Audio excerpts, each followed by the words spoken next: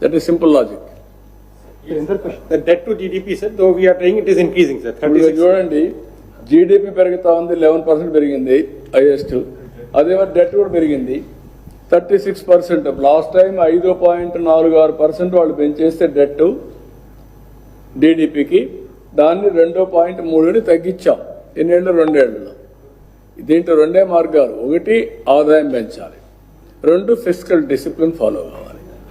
2 Medium term, when salary. Sir, my question is regarding primary deficit only, sir. It's not entire debt. So primary deficit also, because 95% is linked to welfare, revenue expenditure is still going up. So A deficit అయినా, ఏ data అయినా, primary ఇది కానీ ఇంకోటి అయినా same kit, very clear. I'm economic student. నేను అందుకే deficit ఇది myth అంటాను.